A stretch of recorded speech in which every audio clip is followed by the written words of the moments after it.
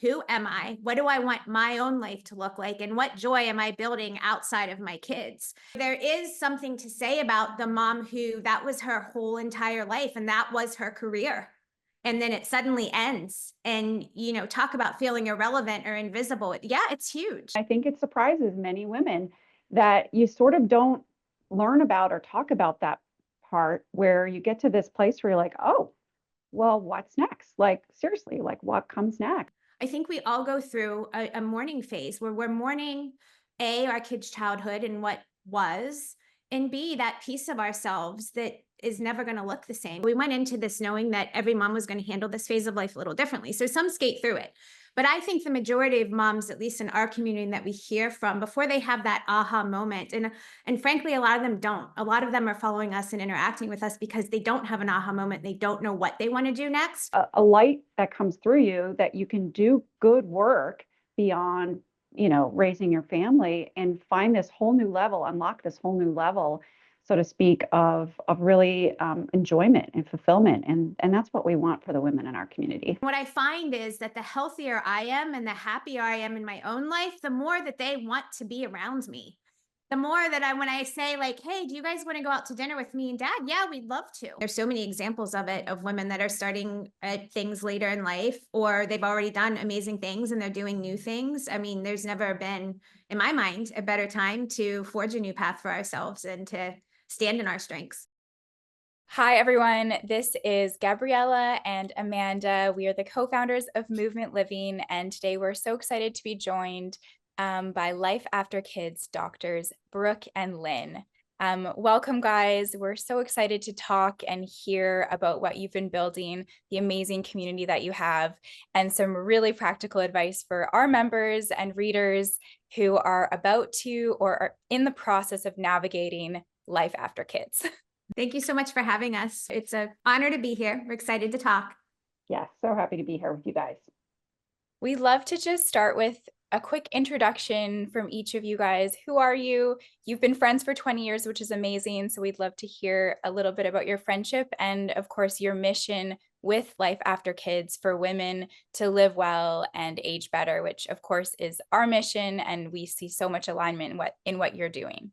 I am Dr. Brooke, and this Dr. Lynne there with us. We have, as you said, been best friends now. It's almost been 25 years, if you can believe it.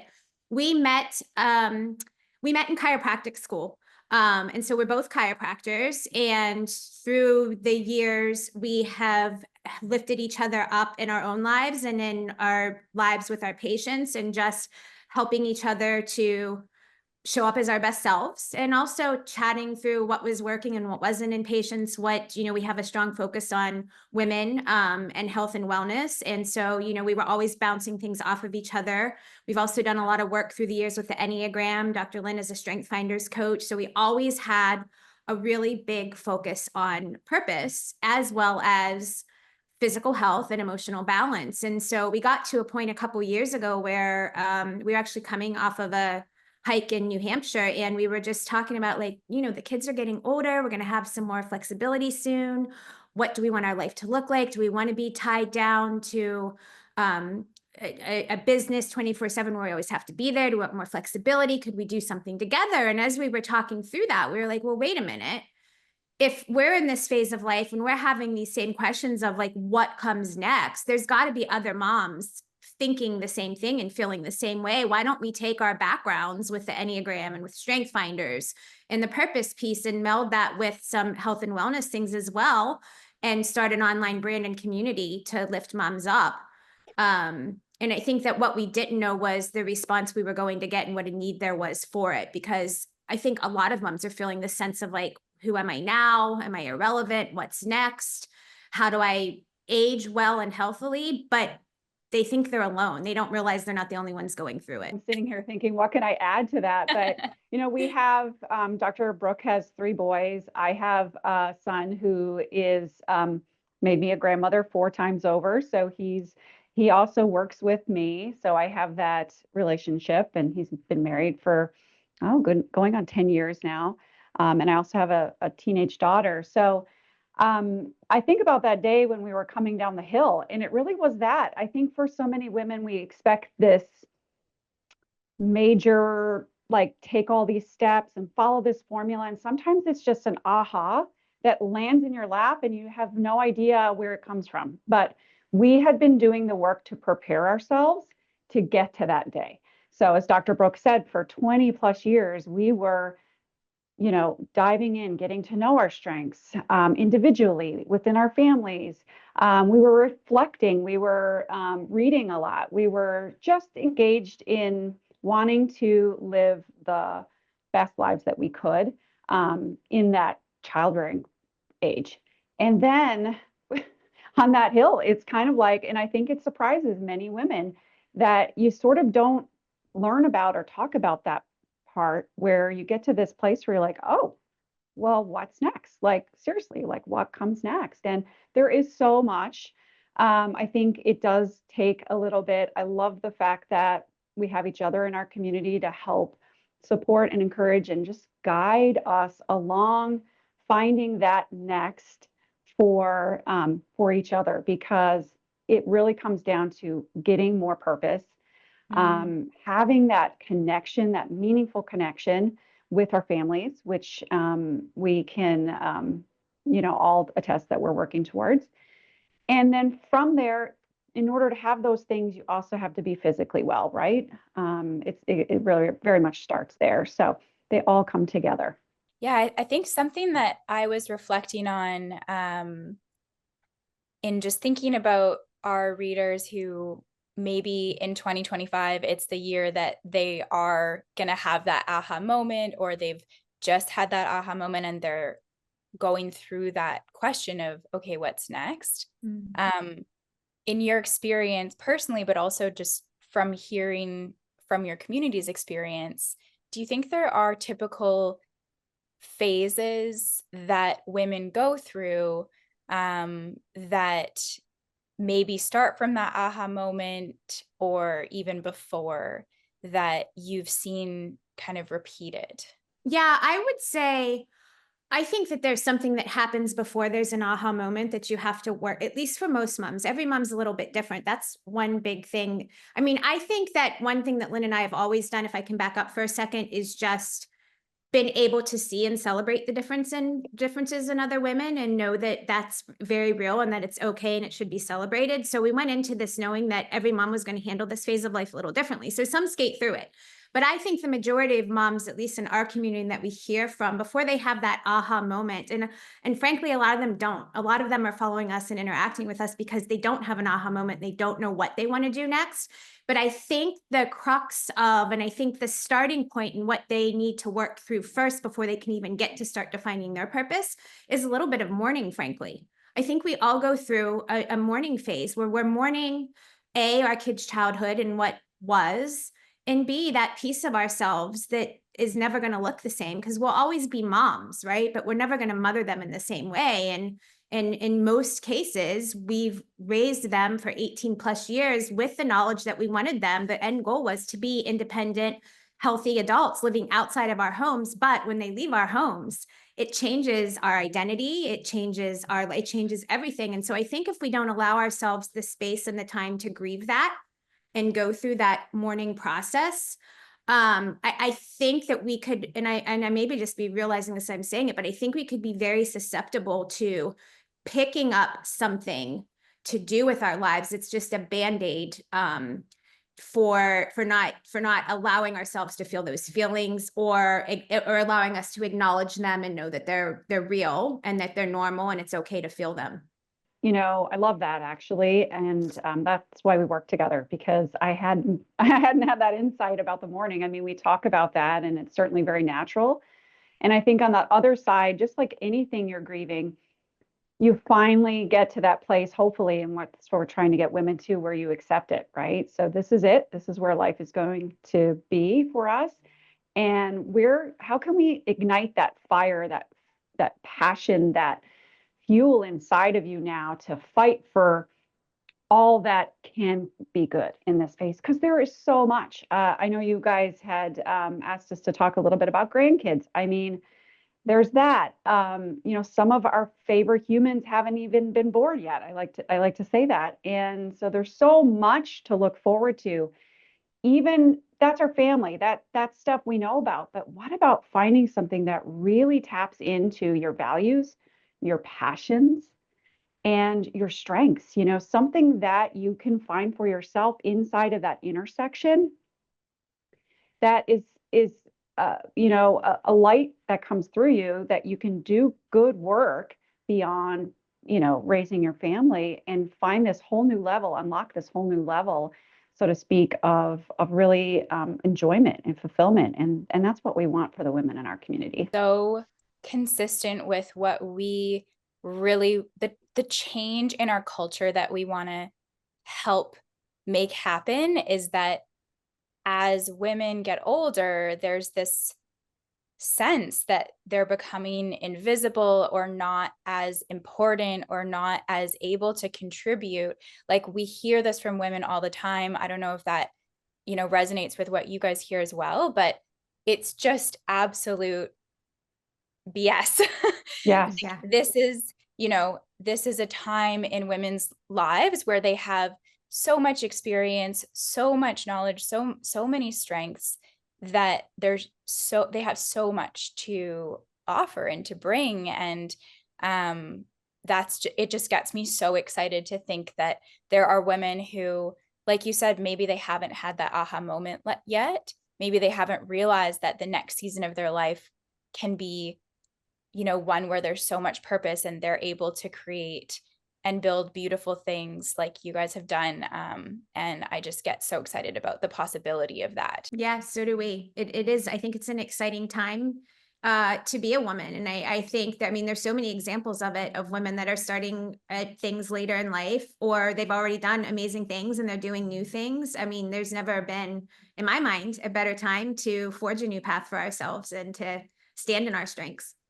I have a question about your audience. How much do you know about whether they had careers or jobs or didn't? Is there a breakdown? I don't think that we have. We've studied our people, our women, pretty closely as far as like what they're interested in and what their needs are now. But we've never really looked at what paths that they've come from, to my knowledge, and what percentage of them were in the home or out of the home. Curious as to how that informs whatever it is that they're doing. That's a good question to ask. While we don't have any like hard and fast statistics on that, my gut feel and guess would be, of the women that we hear from and that follow us and are struggling, either they're hardwired to be caretakers, they're like a type 2 Enneagram, even if they did have a job outside of the home, or they were either part-time in the home or full-time in the home. And, you just mentioned, as you age as a woman, just as a woman, feeling irrelevant and invisible. But now take that piece of, you stayed at home with your child, either full-time or all the time, which, by the way, no slouch to anyone that did that. I used to say, I go to work to relax. Being a mom is the hardest thing I ever did. So I'm not, That's what I say. for real. But, there is something to say about the mom who, that was her whole entire life and that was her career. And then it suddenly ends. And, talk about feeling irrelevant or invisible. Yeah, it's huge. And I have something to add on that, because we hear that a lot, and it really tugs at my own personal heartstrings when I hear women say that. And we do look at women with our Enneagram types, and then we also have our What's Your Purpose quiz, which helps moms to see what type out of 4 groups, 4 types of women that they might be. And one of those is a remarkable relator. So you can learn so many things about yourself and where you're supposed to be headed when these are some great things about me that I never knew before. And that makes so much sense, right? Because I think if we are talking about that prototype, that woman who is just loved to care and raise her children, and she was gifted at it, by the way, right? We know these women, they're incredible. But when that stops, they're going out into the world. And I think some of that feeling of like, your thinking will dictate what comes back to you in the world, right? Does that make sense? So it's like if you're looking for blue cars, all of a sudden you will see them. They'll be there. So if you're feeling irrelevant, if you're feeling not important or not knowing where you lay on the inside, all of a sudden you'll get some of that feedback to feed into that, unfortunately. So I do believe it really starts with your mind and thinking thinking about, okay, reframing that when those thoughts come. No, that what are the possibilities? And I am really gifted at that. Why not think about continuing to care for others? There could be a family in your neighborhood that's struggling, that maybe it's just a temporary sense of purpose, but you can get in there, you can bestow them with your gifts. You could really help them out, make a difference, and get that sense of purpose. That's just one example. There's so many. That's amazing. And I think actually a lot of our readers probably fit into those categories of either part-time or full-time, in the home, caretakers. Even, even now they're the glue of their families. They're always kind of eager to jump into that caretaker role. And I'd love to hear a little bit more about what you've seen or what you've heard from those women as they, I guess, come to learn that they are gifted, that they do have strengths. Because I think when you're at home, when you're in the workplace, you have your supervisors or you have your peers who are or feedback on the work that you're doing. But kids don't give positive feedback. You don't get that feedback from the world of like, you're great at this, or this is where you're really gifted in. And I'd love to hear maybe some experience or just your perspective on how those women actually came to realize the gifts and the strengths that they had. Like, I guess it is kind of that aha moment. It really is a walk. And I think that it just starts with the very first step, which is just whether it's the What's Your Purpose quiz, or it's the strengths test, or it's Enneagram, it's our 10 questions on how to, like, the most important questions for moms of this age to reflect on themselves. And then you're unwinding and you're unraveling. When you take a step, it sort of leads you to the next one. And I believe that, to go back to your question about what happens, being, that old adage, like, it's not the destination, right? It's the journey. And it really is. Like, you become a more resilient person when you're on that walk. And when I say aha moment, you don't necessarily know what's in front of you, but when you're walking and you're taking steps forward, sometimes doors open for you that you never imagined. And so I think from some of the women, just sharing in our community, we could go back to our one-on-one coaching, but more now what we're doing is we're speaking to women in a broad sense, in a broad audience. And we'll hear people chipping in where, they're taking on really cool physical challenges. I'm trying to think of that one lady who we just did a testimonial on, and she had, I believe it was like a marathon or something, and she never saw herself being able to do that. So it really is so personal, and it doesn't have to be a big thing. It can be something very small, like, now I go out and I try to make everybody's life a little bit better by smiling at them and being kind, or what, doing the random acts of kindness. That is a purpose in and of itself. And I think it leads, I guess, to more answer your question, I think it just leads to a higher level of feeling alive. And I think, and putting yourself back out there in a meaningful way, and feeling like, you still have so much more to give. And it sounds like a common theme that you keep coming back to is like, as a first step, or as a really important step to get to know yourself, whether it's through the quiz that you guys have, which I did, by the way, and it was super fun. My kids are really young, so I'm in the thick of it, but I thought it was really, really cool and unique, and can totally see how that would be helpful for women to just be like, oh yeah, I do have these strengths, and this is how I'm kind of wired, and what could that mean? So that self-knowledge is a really interesting theme that I think keeps coming through. You had mentioned it. It's an interesting thing in perspective, because you said, if you've been a mom full-time or most of the time, you might not have that yardstick that tells you, like, maybe a manager or a boss or employees would, of like what you're doing and where you're going and headed. And then all of a sudden the kids grow up, and how do you find that piece of yourself. And it's an interesting thing, because not only are you not getting like good positive feedback or ways to go from your kids, but very often you're getting like the hard and cold truth, right? Like nobody's ever said worse things to me, I think, in my life than my kids. And it could be just something silly. But so, to get back out into life and start to do things in a different perspective, I think, along with, as Lynn said so eloquently, like finding yourself, and you just mentioned again, I think there's another piece to that.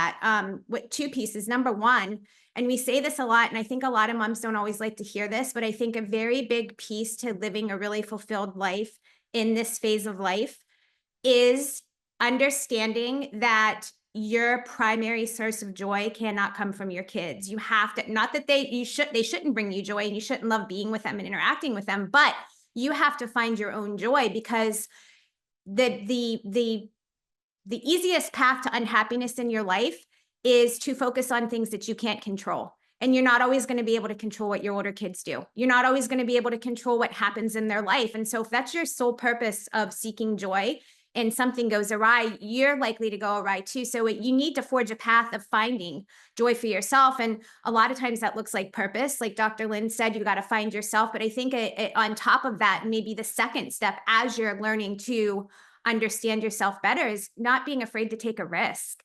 That's a big thing, because in finding your purpose, you have to be willing to get out of your comfort zone, whether that's to try something new, to start a business. Maybe that's, like Lynn mentioned, somebody wanted to train and push themselves physically and run a marathon, or even just run a 5K. But very often, that's a big piece to the puzzle, that we just have to, in this phase of life, be willing to take more risk. Mourning, understanding yourself, get out of your comfort zone. I feel like we're collecting some really, really practical tips here that I absolutely love. I think they're very clear. That's a great segue, I think, to a question that we were thinking about, which is going from, like, obviously, and you mentioned this, your kids are still a source of joy. You still love and want to create meaningful spaces and connections and opportunities to see them that are full of joy. But there's a transition that needs to happen where, yeah, they no longer can be that primary, like you no longer have control over them. And I'd love to hear from either of you about tips or experiences in making that transition. Like how does that change to when you go from that, they're under my control, I can really, they're that primary source, to creating moments, or, I think going from like being a holiday host to, you know what I mean? Yeah. Would love to hear some experiences on that. Yeah. So I'll jump in just about I think you're asking about the dynamics and how that shifts, and outside of purpose, like how can you navigate that adult child, especially if there's in-laws related, right? So I'll speak to that, and then I'm going to let the Christmas wizard, Dr. Brooke, speak to that, because she just has all of these wonderful Christmas traditions and has a lot to share with you. I think my daughter would like to live at her house at Christmas. So I think, with having a daughter-in-law for 10 years, I've noticed a lot of things, and being a daughter-in-law myself, I think you pick up those lessons along the way. And that's the very first place to start for women, is just think about what you would have wanted and how you would have wanted it, and be that mother-in-law for yourself. Right. And I think it just starts with respecting, whether it's a daughter or son that you have, just respect that in-law, that child coming in, that by marriage, respect their role in the family. And it really just never ceases to amaze me. And I think this is why I'm so glad Dr. Brooke spoke that piece about, you can't only find your joy in your children, because unless you have something else for yourself, it will become oftentimes a power struggle between your adult children and their spouses. And honestly, from a traditional standpoint, at least, we raise our children to leave, to then care for their now immediate family. And that's just sort of like natural law. And I think things tend to go better when we respect that. So just respect that husband or wife is their first concern, and that you're still, you know, a major player in their life. But I think you'll get more from them if you instead of saying, well, what are they giving me, or I'm not getting enough, and looking at sort of that lack, that you instead approach the situation like, how can I make their lives more helpful? I know my own mom does that for me, and her grandchildren and her son-in-laws just worship the ground that she walks on. They can't get enough of her. In fact, she's just sort of like, leave me alone. I mean, no, I'm good. So so I think that there's some success in that, and just being helpful to your children without trying to overstep. So how can you empower them, but at the same time, be helpful? Can you cook them a meal? Like, look at your own strengths. Are those things that you still love to do? I'm sure they would appreciate that. Whether it's, stepping in to run an errand or whatever, try to be helpful for them. I think that's the second piece. And then the third, which is so important, is to manage your expectations. So I think at the root of almost every disappointment is a unmet expectation, right? So if you have this romantic vision of what this relationship is going to look like, and your son or daughter marries somebody and it just does not live up to that, let go of the expectation and look at what is. Look and see where that person shines, what it is that they naturally do well. Like, these are where some of these tools that we have for women extend to your family members, because it's that understanding. Once you understand how you are wired, you can better appreciate that other people don't walk through life the same way that you do. And it's okay. It's okay to have a different way. We just need to understand and communicate better. Gab, I don't know if you wanted to weigh in on any of your experiences, or even just those tips. In the last 5 years, I've gotten married, and I now have young kids. Do those ring true for you? I love that understanding dynamics, human dynamics and everything. And I was going back to when I first got married, and my mother-in-law was one of the wonderful mothers-in-law. She was never, she didn't interfere. I mean, you knew when she liked things and didn't, but she didn't say, you have to do it like this with your kids. She would watch and go, oh. And she also did an incredible Christmas. I learned so much from her, but I also knew that I couldn't, she was on her son's side. I mean, she really would support my husband, who was, her son. And I couldn't sort of prevail on her to take sides. Right? I just learned a lot about what the boundaries were and how to accept things. She's just was an amazing mother-in-law. But when now, skip 30 years, and I love my in-laws. I love my son-in-law. He accepted me very well. And so that's been a real goal for us to have a foundation of that relationship, so that the grandkids can feel the love of all the family. So anyway, I feel pretty good about how that went. I hope you do, Amanda. It is a delicate, journey, but everything you said, Lynn, is perfect, because you have to accept them for who they are. And acceptance is a biggie. Yeah. And, and if I could just interject too, I have 3 boys, right? So, and none of them are married yet. They're all still going through school and pursuing careers. But so that's a tricky thing traditionally as a mom, thinking like with the 3 boys, there's a lot of things that you could unpack there. But I think, again, for me personally, I go back to like, I have to be prepared for my kids to leave home and perhaps spend a lot of time, if not most of their time. I'm just preparing for worst case scenarios with their in-laws, right? And if that's the case, I, again, go back to, who am I? What do I want my own life to look like? And what joy am I building outside of my kids?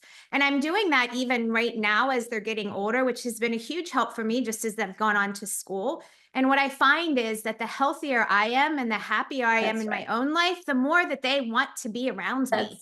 The more that when I say like, hey, do you guys want to go out to dinner with me and Dad? Yeah, we'd love to. And not only that, but I also see that, And Lynn and I have talked about this a lot, that our kids, even as they're older, are learning from us. And they always learn more from us by watching what we do than by what we say to them.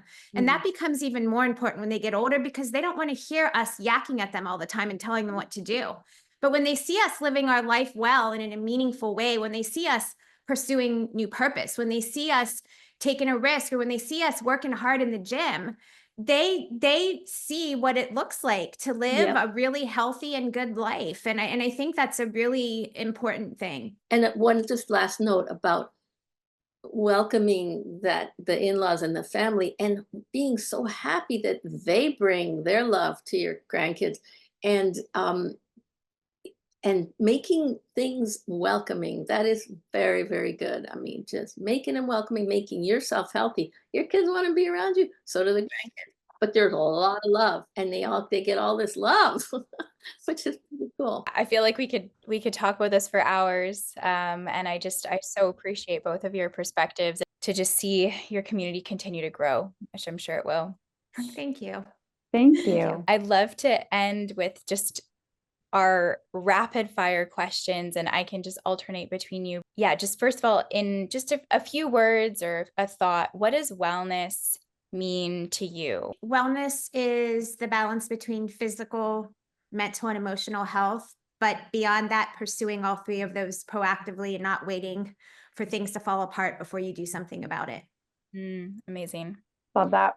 I would just say very similarly, but just wholly caring for your body, mind, and your spirit. So many people will say, well, I'm so fit, and pursuing that, but they're forgetting they have some emotions that are stifling them in some ways. So I think just making sure we're tending to all three in our spirit, for sure. That's amazing. Yeah, we like to say whole person wellness. You can't forget one part of yourself. Do you have a daily habit that you swear by to feel your best? So recently I just switched to mushroom coffee. I was not a coffee drinker, but I would drink green tea, caffeinated tea. I feel like it is something I want to toss out there, as I'm going to continue to do it. I enjoy it. It's a ritual in the afternoon. I put a little healthy creamer in there. And I feel like it has, helped my adrenal glands and balancing out with the stress and so forth. And then the other thing I would say is sauna. I'm seeing it, but we've been doing it for 20 years, and I'm seeing so many reels now about the health effects of sauna. If I know it's a costlier item, but if you can afford to get one, it really is helpful for detoxing. I think so many women in our phase, we add things that are good, but we forget we have to be detoxing. That's a huge piece of our wellness. I move my body every day. And as Lynn said, it's basic, but it's just the most important thing that I do, that I stand by. I recently upped my game starting with the new year, and so far sticking to it. New England doesn't make it easy, but when you move your body first thing in the morning outside with no sunglasses to get the natural light, and I don't mean running and a big exercise or workout, I just mean sometimes it's just a little walk. But I take my dogs out every morning for 10 minutes as soon as I get up, 10, 15 minutes, and it just is a game changer for me. And what about a health concern that, is something that you really worry about? I'm notorious for being sometimes too raw and vulnerable, so I'll just go with that. I have had ups and downs in the past with anxiety, and especially when I went into peri and premenopause. A lot of issues with heart palpitations, actually, and anxiety around heart conditions. So for sure, if I don't control myself and my thoughts and emotions, definitely for whatever reason, the heart concerns are probably my biggest thing that I worry about, and work passionately in my life to make sure I'm as healthy as possible. I'll just stay more general, because I think we can have a tendency to, as we age, to start to see our family and look at our family history and get bogged down in that.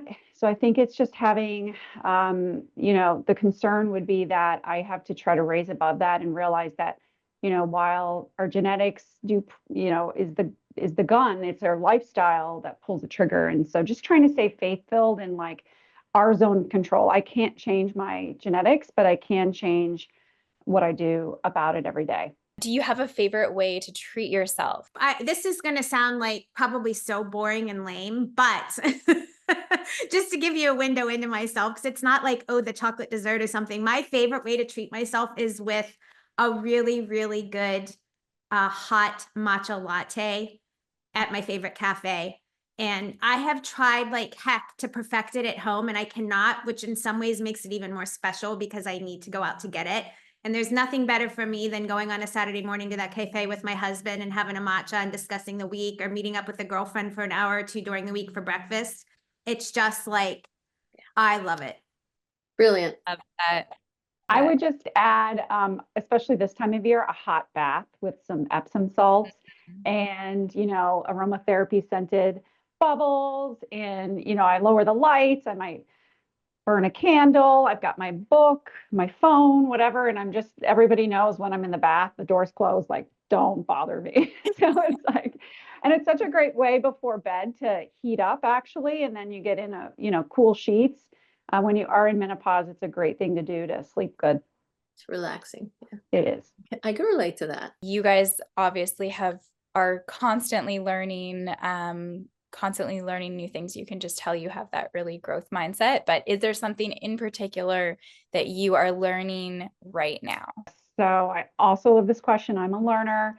I love the quote. Dr. Brooke just chuckles whenever I say it, but if you're not growing, you're dying. I mean, it's really true. Like we have to, it just reminds us that we need to keep that lifelong learning as part of our mentality, staying curious. I think that's such a great piece of staying youthful as we age and aging well. Right now, I wish I could say I was learning, Italian or something, but right now we are actually learning how to publish a book. We are just turning in the final draft of our manuscript, and then we're going to be in late stages of editing and learning all about that, learning to write, learning how to pick book covers, all of that. That's been a learning curve. I'm always focused back on goals for myself this time of year, and we have a Life After Kids goals framework that we use when we build out our own goals. So I've been working through that, and for me, one of the things that I'm taking a deeper dive in currently is myocentric or muscle-centric health for women, specifically in our phase of life, which means a heavy and strong focus on your muscles as the most important organ in your body and the baseline for the way you age and longevity and your hormones and everything else. So I'm reading a book right now and just doing a deeper dive, and upon finishing the book and some other research, I'll start to, as I always do, play around with things for myself, see what's working best, what doesn't, and go from there. But yeah, that's a big interest for me right now, is how we can be proactive and smart about building muscle for ourselves. Incredible, because that's where I've gotten to, is just muscle is everything for me, just for me. And I would love to know what that book is, or what because it is big. It's a big topic. Yeah, and there's even something to be said in new research that correlates the muscle quantity and health as we age to even things like dementia. So, I mean, this is like never mind just wanting to be independent and strong enough to lift your own laundry basket or walk up and down your stairs or whatever that looks like, keeping your bone density. It's beyond that. Yeah. I really like Gabrielle Lyon. I don't know her personally. I'm not giving her a shout out for any other reason other than I've listened to some of her podcasts, and that's the book that I'm reading right now. Is there anything else that you guys would like to share about life after kids? Well, I will just share, it's not all ups, right? Expect downs. Like life is just that way.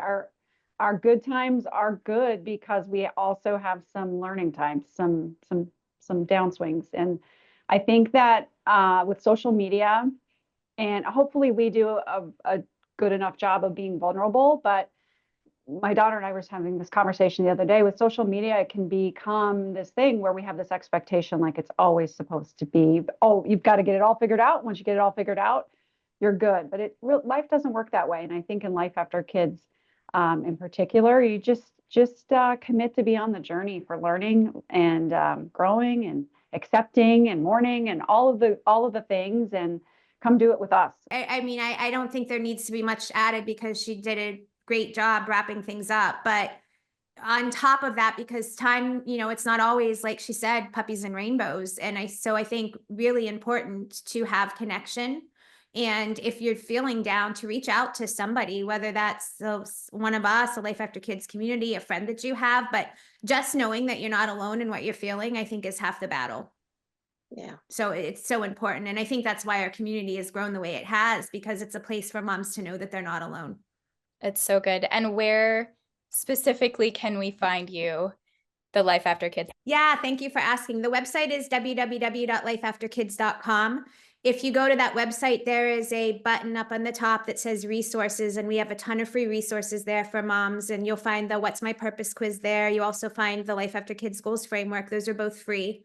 And very helpful for finding new purpose. We're also on Instagram at life.afterkids, Facebook and TikTok at Doctors Brooke and Lynne, and that's Lynne with an E. Yeah, and I think that's where that's the best places to find us for sure. Thank you so much. Yeah, that was wonderful. Thank you. Thank you for having us.